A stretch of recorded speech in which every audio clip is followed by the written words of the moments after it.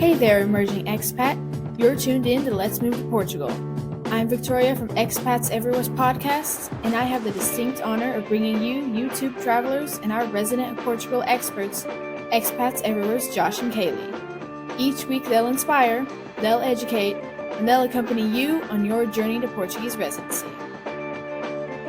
This week on Let's Move to Portugal, Josh interviews Doug and Monique as they share their journey of moving from Canada to Portugal, detailing their financial preparations and decision to settle in Funchal, Madeira. Stay tuned to find out how retiring early and living abroad is a possibility with proper financial planning and preparation.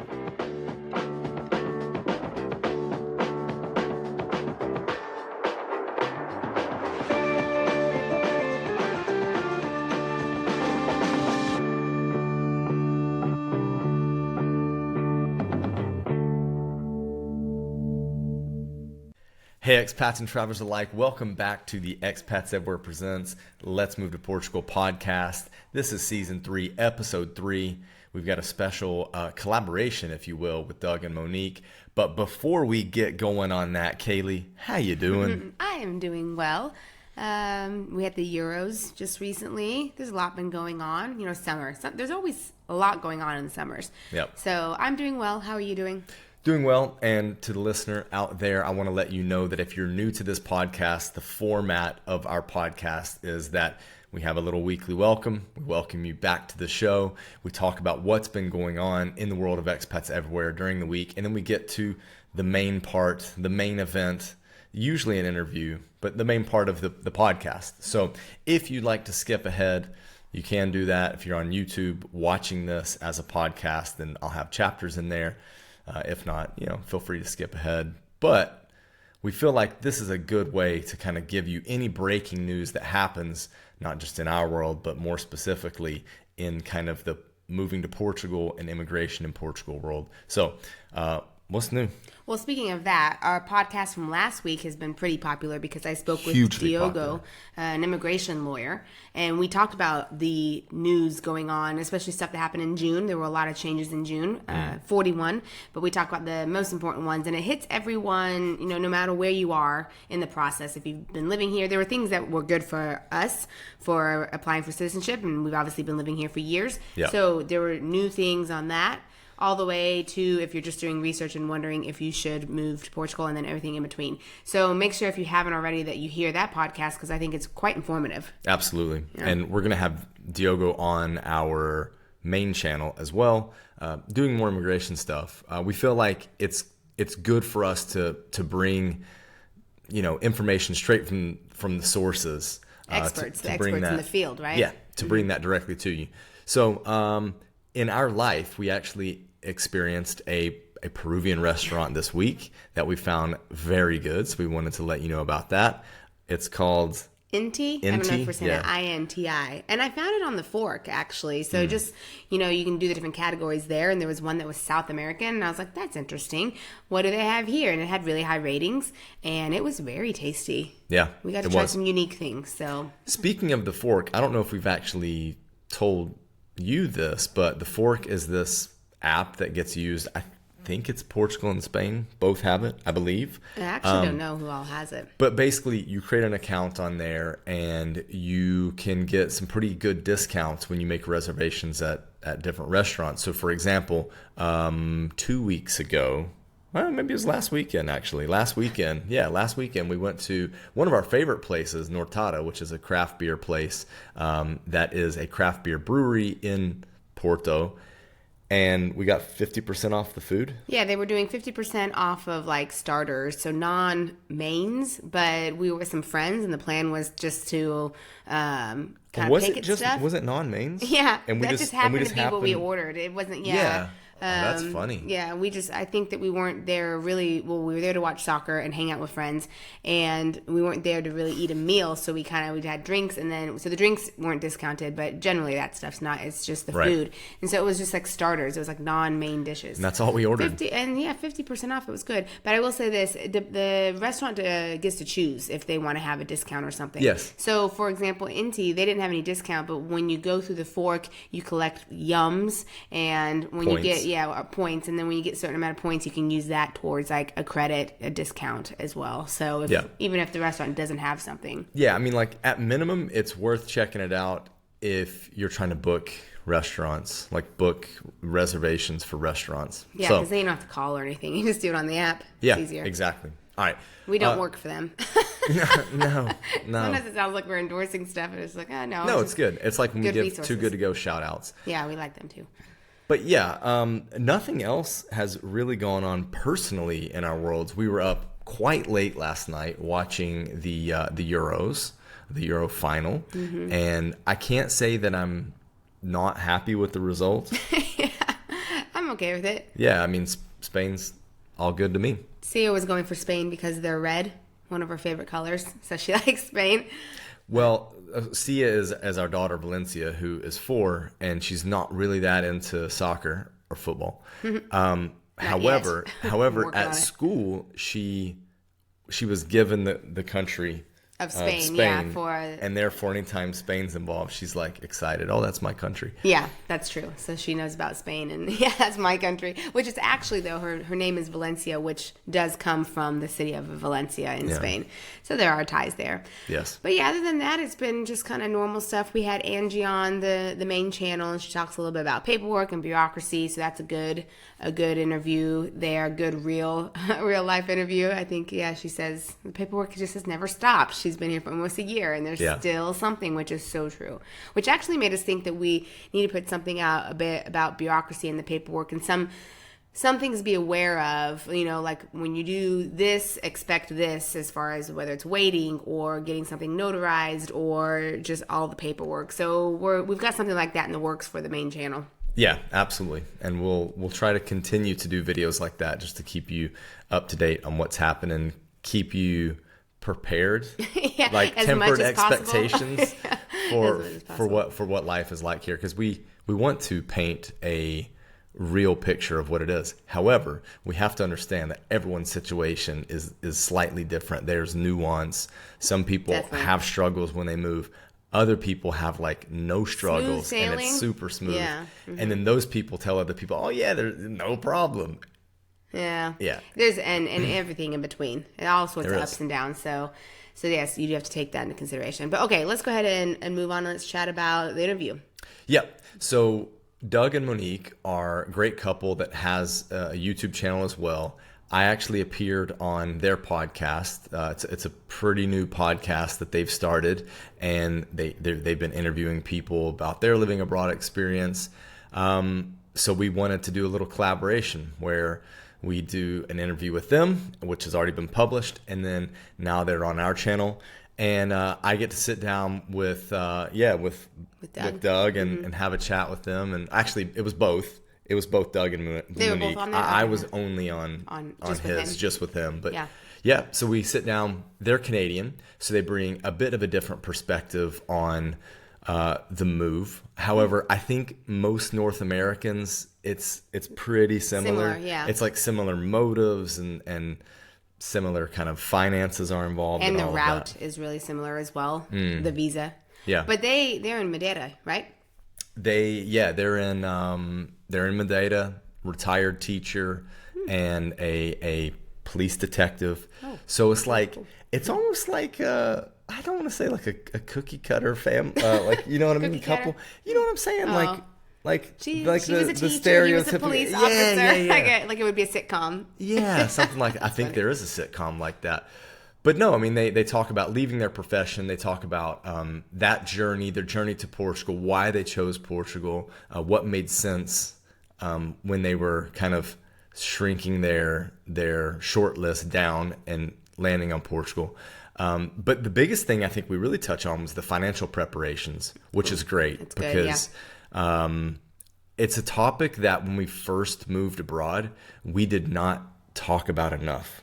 We didn't actually consider the financial considerations enough. Yeah. Like sometimes we would move to places and really not have enough startup money, or you know what I mean? Yeah. Well, we always knew We'd there were always startup make it. costs. We'd Yeah, always yeah, make it. we've been fine. But I think taxes was one thing that when we moved different places, we haven't really thought that one through. So now we're a little more aware of that, is like what taxes are like, or how to set up your Yes. finances beforehand. We're getting a little older and wiser. Yeah. But that's good that you guys chat about that, and then I assume life on Madeira, right? Why Yeah. they chose that, and now they have a channel. So if What you're life is like interested- now. Yeah. So if you're interested in the island life, then that's a good resource as well, right? Yeah, let's roll to it. You ready? Let's go. Doug and Monique, I am looking forward to jumping into what is happening with Track Us Down and what's going on Madeira Island, how you guys got started with the YouTube channel and also living abroad.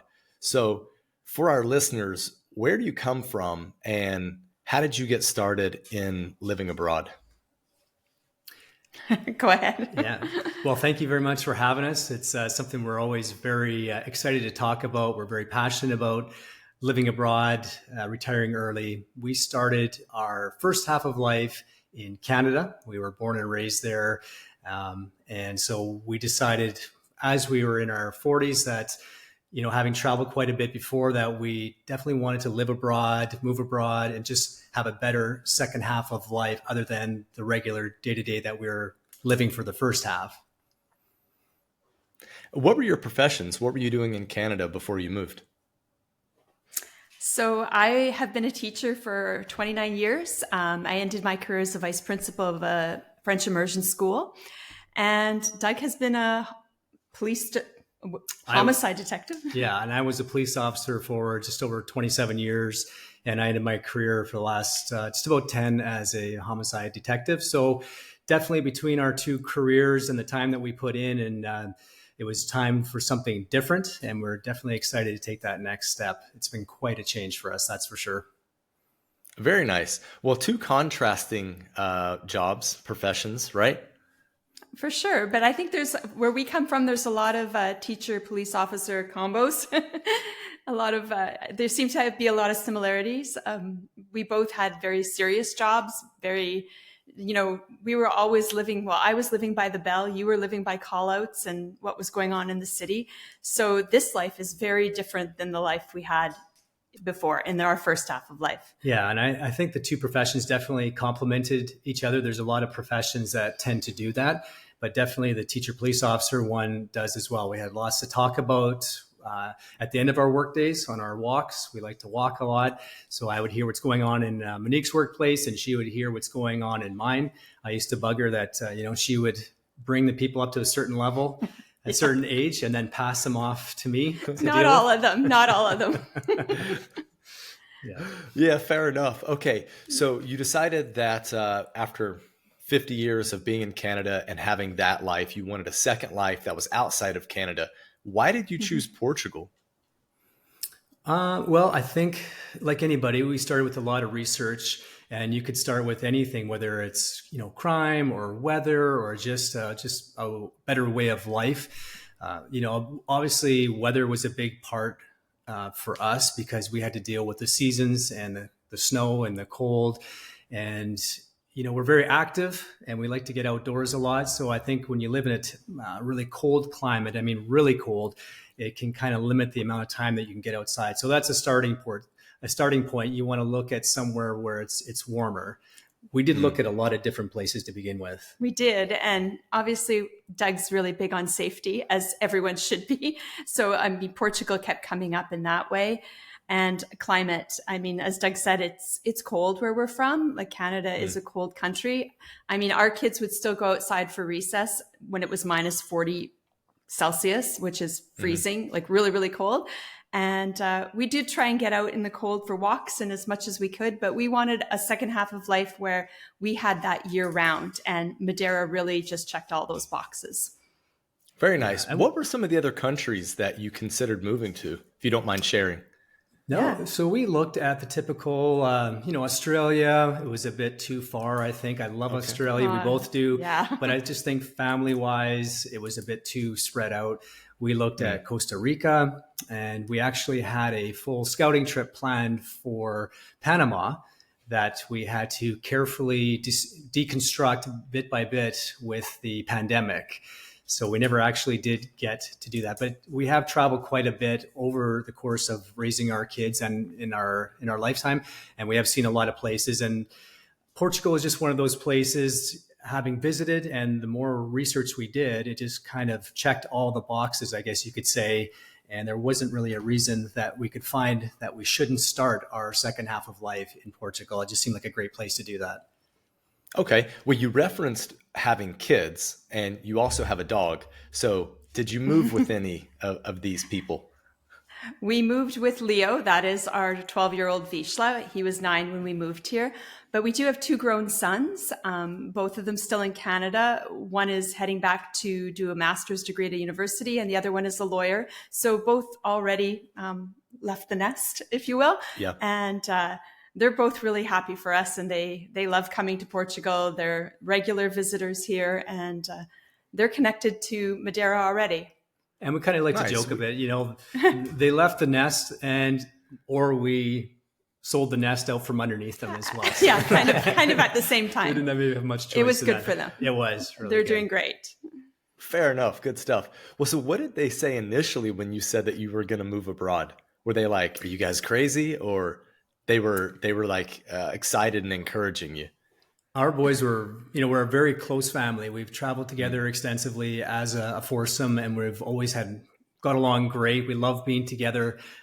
So they were very supportive. I think that's something that they might like to do some point in their life.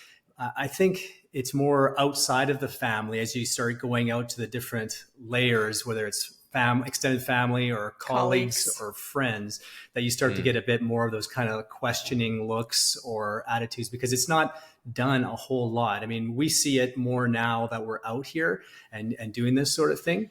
But I think within our communities that we're used to being and growing up in, it's not done. People we know just don't do stuff like this. They might move to another province in Canada, but beyond that, I mean, most people stay in the same areas, right, where they grew up even. So it was a really different idea, I think, for other people to handle. Yeah, that was absolutely my experience when I moved abroad. I mean, out of my hometown, there weren't very many people that were living overseas, let alone leaving. So I'm curious to know, what did you do to cope, or what did you do to like help reconcile this move for other people? Was there anything that you did, or did you just kind of like dust your hands off and leave? Oh, it was like a cold mic drop. Like it announced that we were retiring early and we were moving to Portugal, and not just Portugal. It was an island out in the middle of the Atlantic near Africa. So I think it took a lot of people by surprise for sure. And we kind of rolled it. It was a hard drop. And at the same time, we kind of smoothed it over without telling everyone the sort of bigger plan. We're going for a while. We're going to see how it goes. There was a little massaging it so that it was a little more palatable to people who might have found that really distressing for someone to say, we're leaving, see ya, right? So, right. Because you never know how people are going to react, or you never know how it's going to go once you get out there. We also did this move during the middle of the pandemic. So there was a lot of variables, a lot of unknowns that were happening at the time. And we also retired both from our careers at the same time. So it was a lot of things happening. I think you retired, a week before we left? Yeah. And so, you have telling people we're leaving our jobs and we're not 55 yet. We're young in that sense. And we're leaving the country. Yeah. Sure. I wouldn't even say you're young in that sense. You're young. You got plenty of years in front of you. Okay. So we have used this kind of, let's say, buzz term, early retirement. How did you establish yourself financially to reach this early retirement goal? Well, that's a great question. And we were slow out of the gate on that one. And we've talked about this before on our channel. We weren't we weren't surrounded by people who are very financially literate or progressive. We were always taught to work hard, save money, and don't talk about money otherwise. So, we kind of lived a lot of our life and our adult life in that kind of sense. So we were late to it. Luckily, we weren't too late. And we started that financial IQ journey in our 40s. And so we were able to pull it together and get things sorted out so that we could do this. We always knew that we wanted to retire abroad, but it's a matter of just getting there. So, there was a bit of, definitely a lot of reading, a lot of learning, a lot of investing, a bit of real estate work in there. And we made it work within each of our professions and with a place that has a low cost of living here as well. And with a lot of hustling too. I mean, we sold everything. And when we sold everything, we sold literally everything before, donating or giving away. We went through everything and put it on Facebook Marketplace. And, we had a family of 25 years in a home. We had a lot of stuff over those years that you accumulate. Right. And, in Canada, people have, we had, the 4-bedroom home, you have the backyard, you have the garage, you have the, the yard, closed for all seasons. Yeah. A couple, at one point we had 4 cars parked in the driveway with our boys. Like, we had a lot to get rid of and really embraced a more minimalist lifestyle for sure. And that was key. And being a lot more frugal than we've been in the past for sure. You did that in preparation for early retirement or in preparation to move to Portugal, or both? Both. Definitely both. Yeah. I mean, one was definitely, okay. I would say, an impetus for the other, knowing that you're going to move and you're selling everything in your household and your house. But once we found we got into that process of becoming more of a minimalist, instead of a consumer, we were becoming more of a minimalist, and not minimalist in the sense where we live in a room with a chair and a table. It was just more of, we don't need to buy everything, have all the toys, the boats, the motorcycles, we went all things Doug's had. Well, we went through all those phases, right? And just the freedom that comes with having less, but enjoying it more. And that's something that we learned when we did travel, years ago with our boys for a year. We just had a backpack each. And I think that was the most enjoyable experience, was just having that to look after. And it kind of informed what we knew it could be like. I mean, and we've accumulated a lot more since we've got here, because you have to make a base in a household, but we'll never get back to having that big house of 23 But we're not attached to it the same way I think we were in the first half of life. If we were to sell this, we're not looking at each individual item now thinking, oh, this is special. Like, this is this house. And if things change, then off we go. It's different. Okay. Well, I'm curious then, what are some, because we'll touch on the year abroad that you did back in 2006, but let's talk a little about what are some of those creature comforts that you have found that you like in Portugal that maybe you've taken from North America and you still use here in Portugal? If there's anything, maybe there's nothing, I don't know. It's a different way of life here. Their idea of creature comfort, I think, is different than what we're used to. It's not all about the motorcycles, the boats, the campers and everything. It's more about the cafes, just maybe a bit more fashion and clothing, socializing. I mean, the only thing I can really think of is my guitar that I brought. Because I wanted to maintain that lifestyle, learning that. But other than that, I think we've really let go a lot of things from North America. I can't think of anything that, I wish I had here, or we brought nothing with us other than a couple suitcases. This has been a complete change of mindset and lifestyle for us, but it has worked out so much better than we could ever have imagined. Initially, was it like difficult emotionally or no, not at all? Like, it felt very comfortable kind of giving that stuff up? Like our belongings back home? Yeah. And just the kind of the North American Canadian way of life. Yeah. I think that one of the things we did that really helped us was we really gamified the whole thing. We started thinking about we could spend 1,000, but what if we could sell stuff and make 1,000? And it sort of becomes the same high of like, okay, I think we can sell this and this and this, and this will add up to this. And we started sort of making a game out of it. And there was a lot of enjoyment in it. And at the end, I think we were both really free. Yeah. And, there's a huge sense of satisfaction. If you think of how many things you accumulate over the course of a lifetime, 25 years living in a house, you have a storage room full of stuff, you have a garage full of stuff, and you pay a lot of money, you pay full price for it. So when you start selling it, you're not getting full price back necessarily, but you are getting, if you gamify it, you're getting so much on the dollar. And what we did, I brought a large detective notebook home, and we made a month to month, and our goal was to recoup $2,000 a month over the next year and a half of selling everything. Because we took about just over a year, not quite a year and a half, maybe a year and 3 months to sell everything. And there were times when we were 2 months ahead of hitting that goal because we could sell a lot of the things, Sure. whether it's furniture or bigger items. things. Yeah. And then you get down to some of the smaller things and you're just kind of nickel and diming, but we hit that goal every month. And at the end of it, we feel good that we did get a fair amount back on everything that we bought over the decades in there, and that we could invest that money with the new, financial IQ that we've learned over the last few years. So we did feel like we did recoup some of that and we did it right. And we made better choices after, yeah. which is good. Well, and when Doug says we sold everything right down to Doug had a Tom Ford cologne that was half empty and we're just about to throw it in the garbage. And we're like, what if we put it on Facebook? Yeah, 2 guys came in a car and bought it for $40. I mean, it all adds up, right? Yeah. That bottle was, maybe 140 brand new.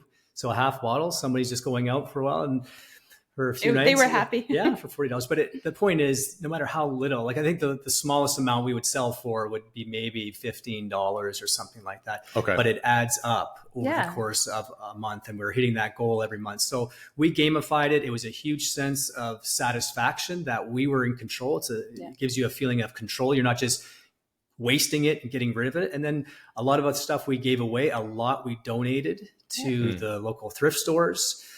So we felt pretty good about that between all those different ways.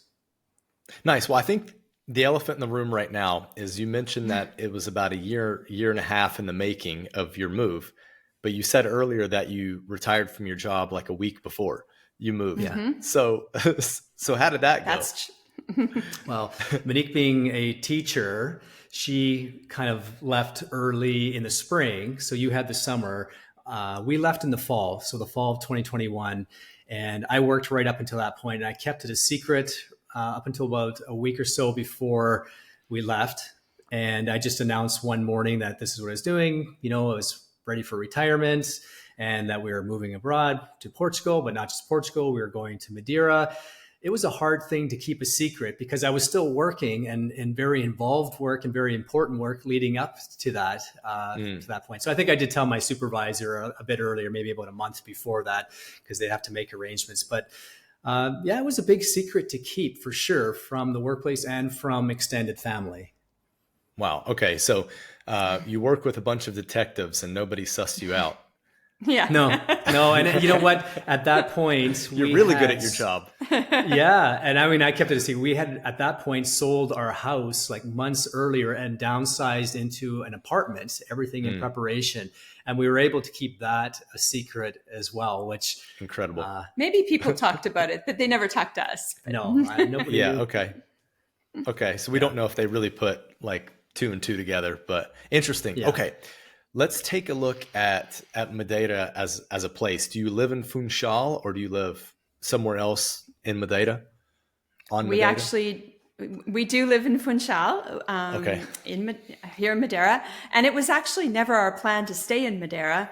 It was going to be our first stop. So before we actually moved to Portugal, we kind of thought we would rent, not buy, and we would move every 12 months. We thought we'd be here for a year, then move somewhere else for a year. I don't know why we thought that was a good idea. Now that seems crazy to me, but it's a common tale. But We've heard it so often. It sounded like a good idea, and Yes. we just fell in love here. This place suits us. It works for us, and we ended up buying really quickly. Well, and for a few reasons as well. I mean, before we moved, we were looking at the rental prices here and they were deceiving from abroad because they were showing so much that, well, we could just keep renting year to year. Once you get here, you find out there's not as much to rent, especially that would take dogs. It is more expensive. The rents were going up. And Monique and I we didn't feel comfortable renting forever going forward. We just felt like at our age, we were throwing that money away every month where we can do better. We can do something smarter. We can put it into a property that's maybe going to appreciate and build some equity as well. So we tried the renting for a while and, rent wasn't as inexpensive as we thought it was going to be. Yeah. And we saw better value in buying a place, especially the way prices were going up here on Madeira. Yeah. And I want to come on to that because You moved in the fall of 2021, like you said, it was the fall, and you're coming up on 3 years of living there. How much have you seen the prices have increased? Because we've definitely felt it on the continent. So what's it been Definitely. like there on the island? Prices have definitely gone up. Like Doug said, for rent, for sure. Whenever somebody's leaving a rental, they'll tell us sort of what the cost that they were paying. And right away, they're jacking up that price by 200-300 euros. So prices are quite expensive. And again, with a dog, if you have a pet or you're looking for something kind of specific, it's costly. Like we're hearing people spending at least 1,800, 2,000 a month for rent. When we were looking back on Idealista, which isn't always accurate for sure back in the day, we were seeing really nice places for 800, 900. That's not really here anymore. I mean, you'd have to look far and wide, or maybe outside of Funchal, somewhere smaller for that. And then prices of homes for sure have gone up, whether that's new builds or established homes. The cost is, I think it's kind of maybe flatlined now, but it did go up quite a bit. What do you think? Yeah, it certainly hasn't dropped any recently. And I think Madeira is catching up to the rest of the world. We see prices going up in housing all over the place, whether it's Canada, US, sure. UK, it's a phenomenon that's happening everywhere. Madeira is no different than that. That's right. Okay, so what are some prices, like typical prices for groceries when you go out? What are utilities like? Can you give us an indication of kind of what are some daily expenses that you incur? Just to speak to utilities, I mean, it's really inexpensive. I think our typical comparatively, I mean, especially to Canada, our water typically is anywhere from 15 euros, 17 euros tops per month. And we were spending back in Canada, I mean, our water bill, especially through the summer months, we were spending anywhere 200-300 every 3 months. So 3-4, it was quite a bit, and especially in the summertime when you're watering your lawn and stuff like that. So that's inexpensive. Electricity being on the island is a little bit more expensive, but again, not that bad. We have solar power. I think we're paying about 47 or 57 euros a month for electricity. And then further beyond that, when you get into things like TV, cell phone, internet, astronomical savings here compared. I mean, everybody knows that Canada is the most expensive when it comes in the world, when it comes to cellular data and Wi-Fi and internet. And we were easily paying close to, $300-400 a month for internet and TV and Wi-Fi. And here we're spending, with taxes, maybe 70 euros for 2 cell phones, unlimited anywhere in Europe, 5G fiber, in-home Wi-Fi, and 200 TV channels that we don't even watch. It's so much cheaper. And then you can add groceries and insurances and house insurance into that. Like, it's just unbelievable when you add it all up, how much less expensive it is to live here in Portugal and Madeira. Right on. What are the groceries? Go ahead. Yeah. Groceries would be the same, I'd say. Back in Canada, we were spending, especially when the boys were there, we were spending easily $300-400 a week on groceries. And here, I mean, 100, maybe a little more. And that's everything. When I say groceries, it's everything you would buy at the supermarket: cleaning products, wine, beer, all of that, sort of at around the $100 a week for 2 people, which is crazy when you compare that to what we were spending on groceries. We went back last year and they had a cauliflower in Canada for $7. Like, that blows my mind when, here it can just go, it's so much cheaper in that way. But I know groceries have increased here. Like, even in the 3 years that we've been here, prices have gone up, but still, comparing to what we would pay back in Canada, it's still really inexpensive. And that's important to understand as well in the context of exchange rates. I mean, the US dollar is pretty close to the euro in exchange, so it doesn't hurt as bad when you're exchanging. But the Canadian dollar is always very low. Right now, it's at a very low point against the euro. Like, I mean, maybe 60 cents, if that, on the dollar. Yeah. Okay. So there's a huge exchange rate when we, exchange money over here as well. But even with that exchange, it is still way less expensive to live here abroad, and it's a better life with the weather and zero crime that we experience here, and just better way of life. Yeah, let's talk about life. What does a typical day or week look like for you? What are you doing? How are you keeping yourself busy? What's happening? Well, start our days with. Well, yeah, we have Leo, so we do walk a lot. We start our day off walking, and we go to the local gym here every morning. By the time we come back, we have breakfast, and then whatever is planned for the day, whether that's seeing friends, doing activities. We do have our YouTube channel, so we do work on that. And as you know, there's tons of follow up to do with that, and lots of sort of like admin stuff to do with that. So we might work on that for a while.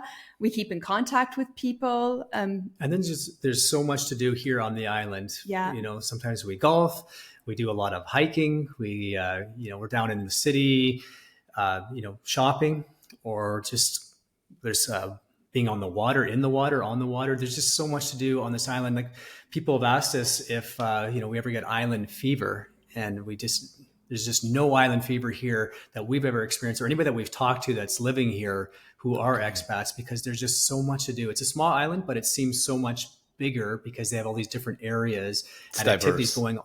Yeah, all the time. And what's great about here, as compared to some other places, every activity that's going on is for the locals primarily. So there's stuff going on year round. It's not just based on any tourist type of season. I wanted to ask you that, like, have you felt a shift in the tourism there? What are the locals saying about tourism in Funchal or in Madeira? Because we get a bit of noise on the continent that that both of the islands, or the archipelagos, if I'm saying that right, of Madeira and of the Azores, they're suffering from having a lot of tourism. I don't know if that's really the case in the Azores, but what do you think? What's your perspective on that? Well, I mean, we can only go by the locals that we talk to, which are our neighbors and friends. What did you want to say? No, I mean, I don't think we're suffering at all. I don't think Madeira is suffering. I don't think so either. At all. I mean, Madeira, their economy thrives on tourism. And, they have their seasons throughout the winter. There's a lot of cruise ships that come in, and during the summer, historically, they've always had a lot of Brits coming here, a lot of Germans coming here, a lot of Europeans, and nothing's changed in that regard. Maybe there's more coming from North America now, but I don't know that. And I think the locals that we talk to, anyways, they whether they own restaurants or businesses, or they work in the restaurants and businesses, that is their bread and butter, and absolutely they're happy to have tourism. I mean, are they happy to have tourists who don't go to restaurants or spend money? Probably not. And I think we've heard some of those complaints about the cruise ships. People will get off and not spend any money. And I think that was in the Canary Islands. They were talking about that. Nice. And maybe some of that happens here as well. But the people who do seem to come on holiday here, they frequent the restaurants, they go to the museums, they take the tours. And so they come back. And yeah, usually people are more than one time in Madeira, and that's good for the local economy. And the thing about Madeira is it's so well situated. There are so many flights. I think the last time we counted, there was somewhere 47 or 47 something. Direct flights. I mean, it varies from time to time. Some end, some start up. But one of the great things about having a base here on Madeira is that there are flights coming from up to 50 different places across the world, Europe and North America and wherever. Amazing. Which makes it easy to get off the island and travel from here. It makes it very diverse here. And, with the tourism, might the infrastructure have to grow a bit over time? Sure, but that's part of updating and upgrading and just staying current and modern. I think if you took all the tourism away from Madeira, it would be a pretty quiet and pretty sad place. Okay. And not as young, because a lot of the young people leave to go to school in Lisbon or Porto or London, and they do come back, many of them, and have homes here later. But you kind of get that more youthful vibe when there's tourism, because there's jobs for young people here then in the service industry. And okay, I'd like to know something a little fun. How big of a hero is Cristiano Ronaldo there? Surprisingly, I think, he's part of the fabric of the island. He has a big museum here, and he has homes here. His mother's here. but surprisingly not as big. I think a lot of people Well, okay, grew up with them. The funny Yeah. story is I was in one of the perfume shops and they have his cologne, right? And I was kind of smelling it and I was looking at it and I said, "Oh, do a lot of people buy this?" And she kind of rolls her eyes. She goes, "Yeah, the tourists buy it." And I'm like, "Oh, you don't like it?" And she said, "Well, I went to high school with him. So like, it's just sort of like to him, he's just some guy that was here, like to a lot of the locals, maybe. Although I think he's still very revered. They're very proud. But her reaction was funny. Yeah. She's like, "Oh, that guy." Yeah. That's an Here amazing in reaction. I love that story. Yeah. Yeah. Yeah. But I mean, it's an interesting part of the island. I mean, the airport is named after him. He has a hotel here. He has a museum. Like, I think they're pretty proud. They're There's pretty proud, pride in him, but it's sure. not. They're not pushing that all the time. They're pretty humble. But they don't people. push anything Right. on Madeira. Like anything they have that's great, like Cristiano Ronaldo or Their the fruits and beauty, vegetables. everything. They don't seem to like wow, look at us. They're very much not like that. They're very humble. They're like, it's good. That's interesting. I think that's kind of indicative of Portugal as a whole. I think it's why maybe it took so long for Portugal to get as many tourists as we're seeing now kind of across the country, because they've got a ton of great stuff to do and look at and see and eat and whatever, but they just don't talk about it. It's like they're really bad at self-promotion. They Yep. are. Yeah. I mean, it's Or they're genius. I think they're just, Right. that's part of Yeah. what we like about them is that Yeah. laid back kind of lifestyle where they don't feel the need to advertise and to go out there and promote themselves. People find them and enjoy it. So that's great. They're happy about it. But, any more promotion or advertising, it could lead to too much all at once, right? Over tourism. Yeah. Okay, so you're big into healthy living, and I'm guessing that living in Madeira has given you the opportunity to have a healthier lifestyle. What exactly does healthy living mean to you? For me, healthy living means being able to be outside 80 to 90% of the time. We have our front door open, our back door open. We walk in and out anytime year round that we want to go outside and do something, whether it's a hike, a run, almost a swim year round, anything, we can go out and do that. There's not huge weather events here. So the weather, because they kind of, eternal spring and summer here, it's not too hot and it's not cold. So you can be outside all the time. And I find that very enjoyable, and it's makes it so much easier to stay active. And part of that too is where we come from in Canada, people, like especially older people, are inside sometimes 6 to 8 months of the year. It's hard to get out for a walk. There's too much ice. It's too cold. It's too much work even to get dressed in the clothing to keep warm. So when we looked at that, we're thinking, you can really extend your life by having more life being outside, by living in a climate where it's warmer, rather than passing 6 to 8 months inside, where it's really hard to be active. Even if I know my mom lived in an apartment and she was just walking the halls because she was too scared of walking outside and slipping. And that's very common for lots of people. So like Doug says, we have the doors open, we're in and out, we're outside all the time. And that's a huge part of healthy living, especially in your second half of life, for sure. Yeah. And, it gives you the opportunity to be active all the time. Then you take into account how active the Portuguese people are. Like, there is a bike race going on all the time. There is a ultra trail run going on here. There's road races, both in the city and in the trails. There's swimming. Like, there's everybody walks. Yeah. They're very active. There's something going on all the time. So it's easy to join and to try different things. I learned how to play paddle, which I had never heard of until I moved to Madeira. And it's actually very active. People try and confuse it with pickleball, but it is nothing like pickleball. It's kind of like a tennis and a racquetball mix. So it's a social sport, but it's very intense and it's a lot of fun. You can play tennis year round. Yeah. And then there's the food. Everything, so much is grown here locally. It's fresh. It's organic. We've tried fruits and vegetables that we've never heard of. It's not, we're not bound to the grocery store and to the $7 cauliflower. Right. Or buying green bananas. So we can eat healthier here as well. Nice. Well, back in 2006, you had a 7-year-old and a 10-year-old, and you basically took a year away from your careers to travel the world. What was that experience like? I think that experience really just defined our family. It was so amazing. It was something that we kind of planned for a long time because I definitely had a deferred salary, and Doug had to write special requests to get a year off, which is very uncommon to do.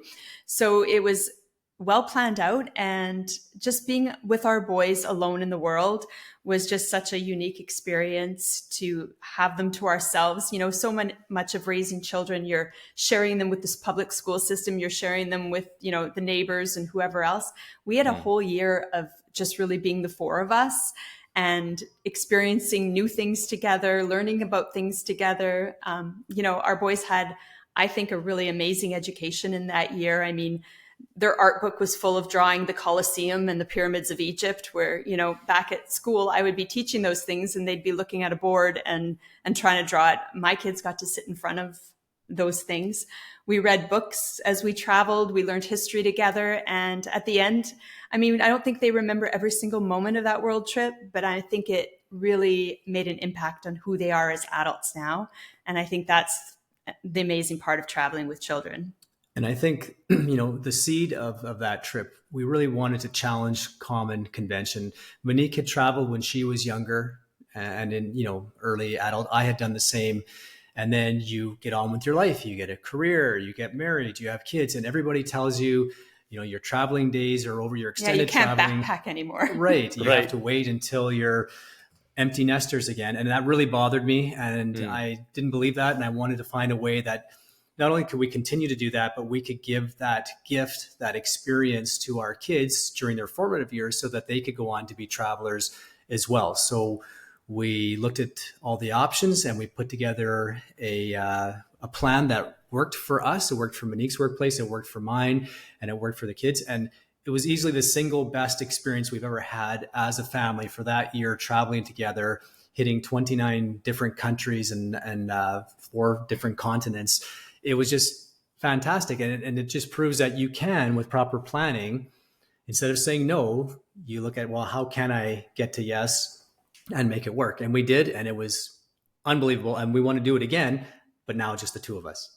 I hope you guys get to do that. I mean, it sounds like you're already off on the right foot.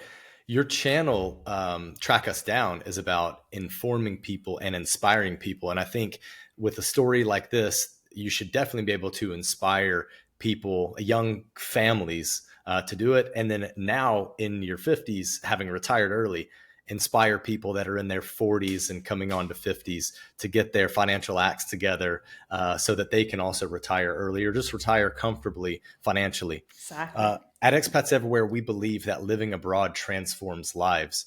How has traveling and living abroad transformed your life? Oh, wow. I mean, that's huge. The people that you meet out in the world are so different than the people you meet in your suburb, if that you've worked your whole life in or lived your whole life in. Much broader sense, much more interesting. They come from diverse backgrounds, unique work experience, unique upbringings, and it's definitely like a much more multicultural, and you're learning things from so many different countries. I think that's been the biggest thing for me, is the people that we meet now that we're out in the world. Like, it'd be hard to go back and live in such a small community and where everybody's has the same common experiences. Yeah, we often talk about the echo chamber that was where we kind of grew up and where we worked and lived. Everyone sort of had the same experiences and everyone sort of had the same thoughts. You read the same things and that kind of thing. And when you actually leave that and you start, moving away from that and meeting new people who add new ideas to your head and new books to read, new things to think about, you actually become a different person. You become a better version of who you actually were before, in a good way. And we often talk, if we ever did move back, we're moving back as different people, just based on this experience so far alone. So I think that it's an experience that does transform you for sure. And it leads you to the next experience. You talk to these people that have been somewhere, if you've been here, well, they can tell you all about that country. Well, and we want to go see that place. And then you talk to somebody else and they've been somewhere else. Or I just think there's so many more experiences to come across just by the people that we meet here. Awesome. Doug and Monique, thank you so much for your time. Let's chat on your podcast now. So if people want to go check out what Kaylee and I have to say will be on Doug and Monique's podcast, Track Us Down podcast. So we'll put that link in the description section so people can check out that episode. Thank you all so much for taking the time to hang out with us today. We appreciate it. Thank you so much for having us. We really enjoyed our talk.